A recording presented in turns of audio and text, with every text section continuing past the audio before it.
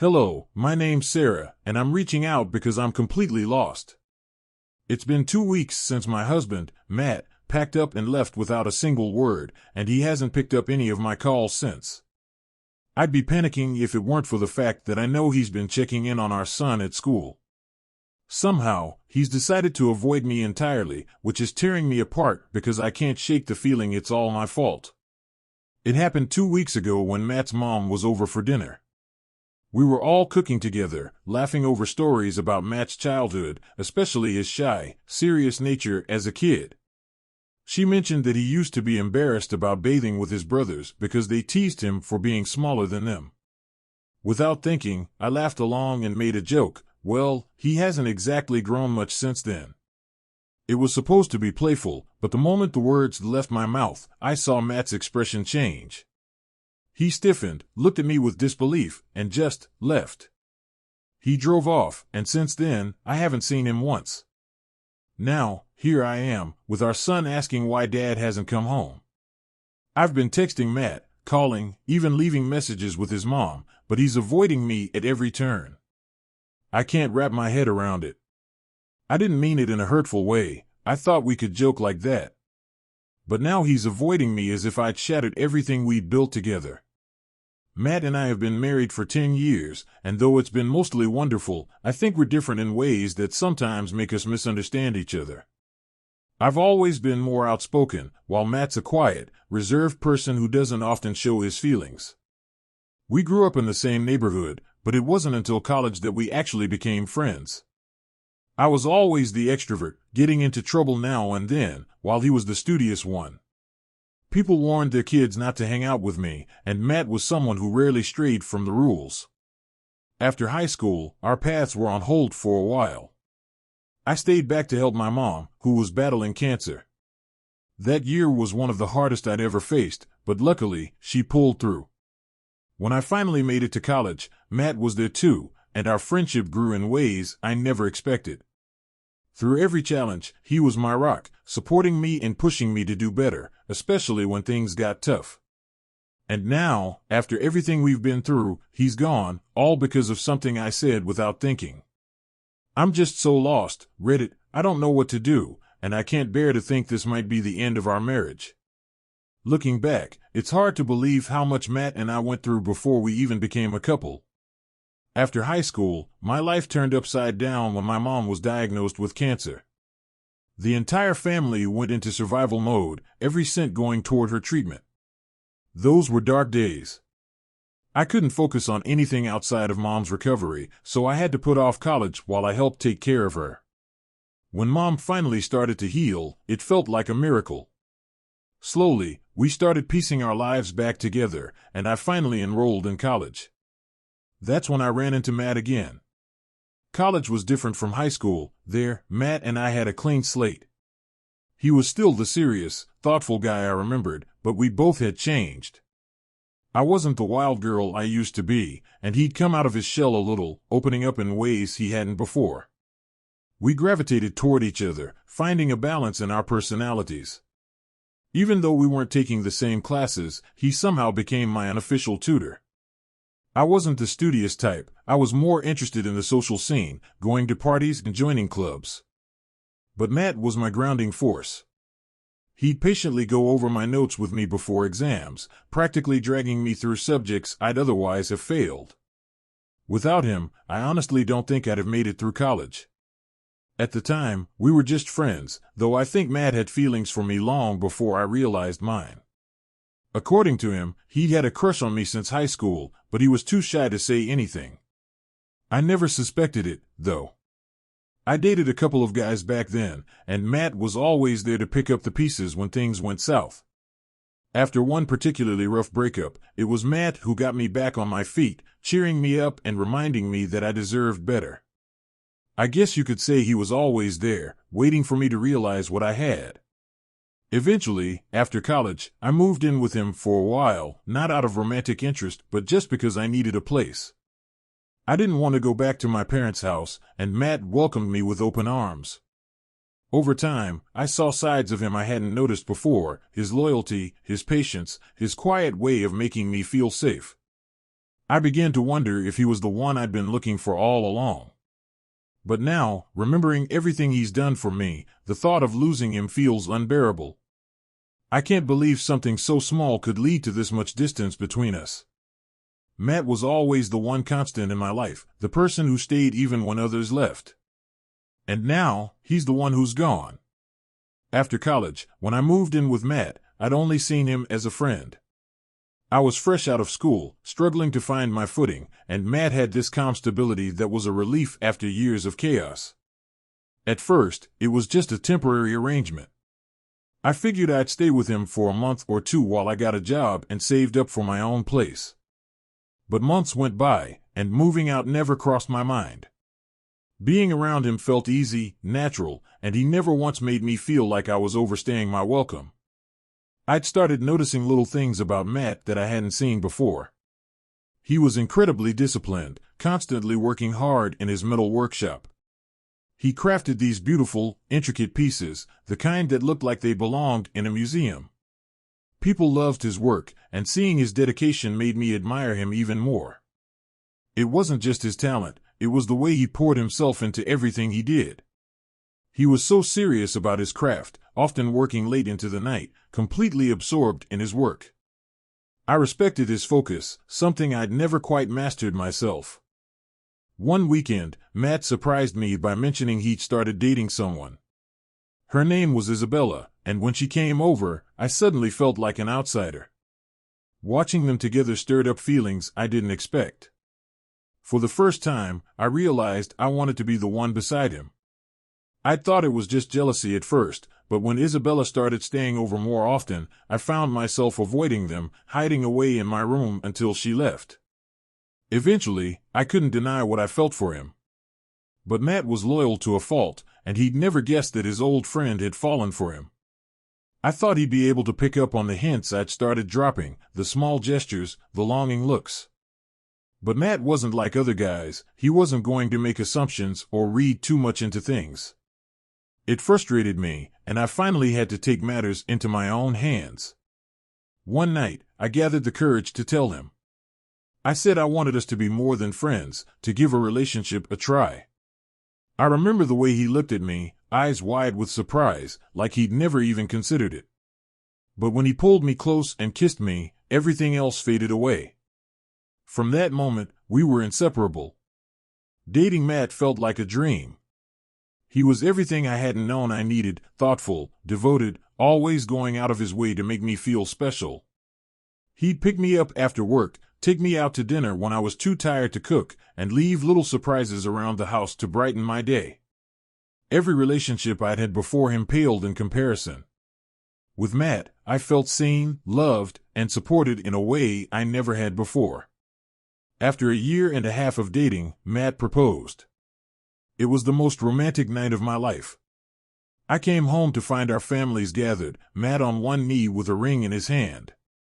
I was so overwhelmed, I hugged him before I even accepted the ring. That night marked the start of a life I thought would last forever. And now, the thought of losing it all over one careless comment feels devastating. Our wedding was a simple, beautiful day with only family and close friends. Matt and I were so sure of each other then, like nothing could shake the foundation we'd built. After the ceremony, we went on a honeymoon to Paris, a dream trip we'd saved up for. It was magical, wandering the city together, sharing quiet dinners, and getting lost in narrow streets that seemed to go on forever. I remember feeling like I'd found everything I'd ever wanted. But there were some things I hadn't expected.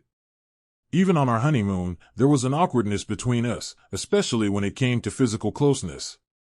I could sense Matt's hesitation, his nervousness, even though he tried hard to make everything perfect for me.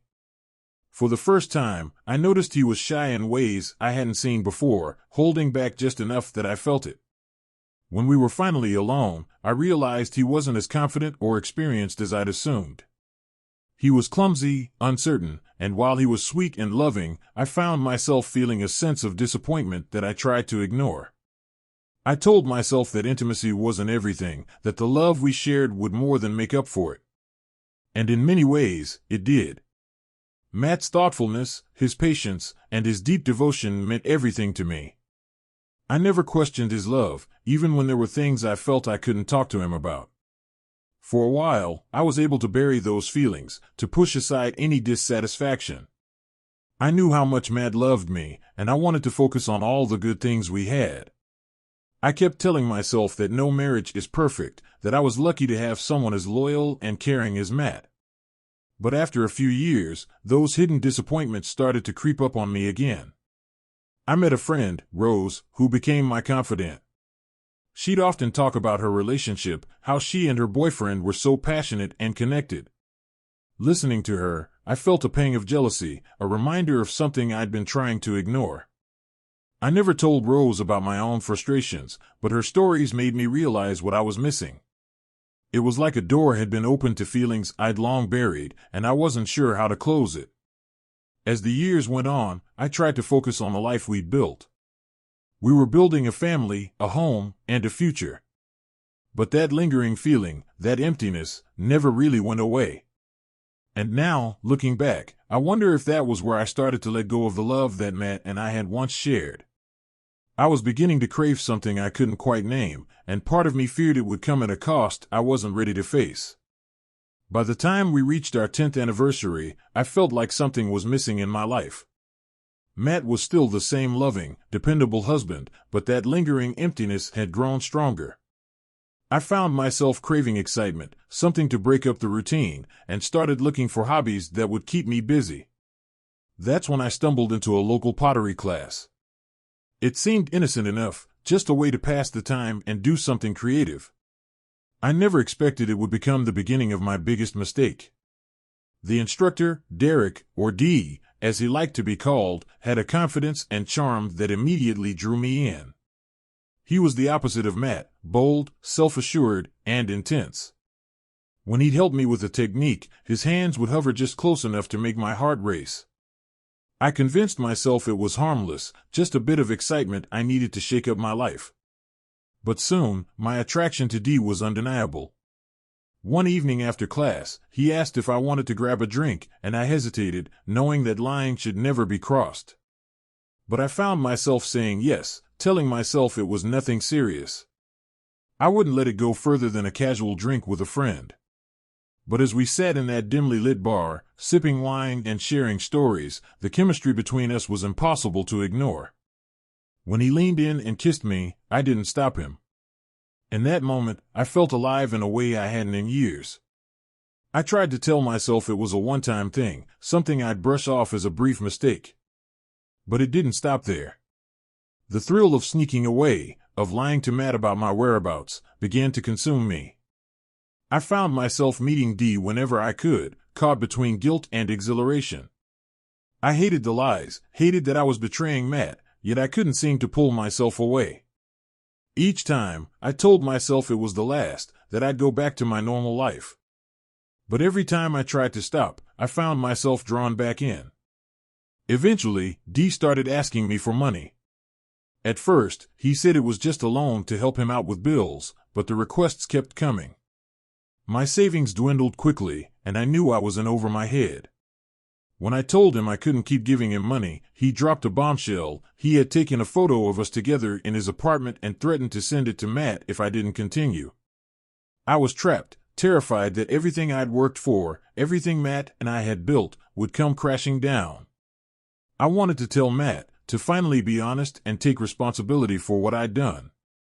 But I couldn't bring myself to face the truth, terrified of how he would look at me if he knew. So, I kept the secret, carrying the weight of my mistakes in silence.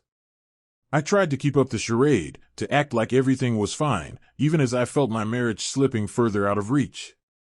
Then, that fateful night with Matt's mom came, and my careless comment about him set everything into motion. I hadn't meant it to hurt him, but the moment I saw the pain flash across his face, I knew I'd finally crossed a line I couldn't uncross. After Matt left that night, I was beside myself with regret. I replayed the moment over and over in my mind, trying to figure out how a careless comment, one I thought would come across as a joke, had gone so horribly wrong. I texted him, called him repeatedly, and even reached out to his family, but Matt didn't respond. Days turned into weeks, and with each passing day, I felt my guilt tighten around me like a noose. I was haunted by the look on his face when he walked out, as if I'd shattered something deep inside him. Eventually, after what felt like an eternity, Matt came back, but he wasn't the same man I knew. He looked at me with a mixture of hurt and disgust that I'd never seen before. He handed me a stack of papers, and as I realized they were divorce papers, my heart sank. I tried to reach out to him, to beg for forgiveness, but he stopped me cold. In silence, he pulled out his phone and showed me a photo, the photo Dee had threatened to send. My stomach dropped. Matt's voice was barely above a whisper, but his words hit like a hammer. I waited, Sarah. I waited to see if you'd tell me the truth, he said, his eyes filled with betrayal. But instead, you just kept lying. His disappointment was palpable, and I felt myself breaking down, knowing there was nothing I could say to make it right. He had given me chances to come clean, to be honest, and I'd let each one slip away. There was no argument, no dramatic scene, just a quiet, agonizing acceptance that I'd destroyed everything we had. Matt didn't yell, didn't ask for explanations. He simply gathered his things, leaving me to face the wreckage of my own choices. As he walked out the door, I realized that, this time, he was gone for good. That was months ago, and since then, my life has been a hollow shell of what it once was. Our son prefers staying with Matt or his grandparents, avoiding me more often than not. My family has distanced themselves, and Matt's family wants nothing to do with me. Dee is now in jail, having blackmailed other women the same way he did me, leaving me with nothing but the consequences of my own actions. I traded a decade of love and trust for a moment of excitement, and now I'm left to live with the loss of everything that mattered to me. All I have left are the memories of a life I threw away and the regret that I'll carry for the rest of my life.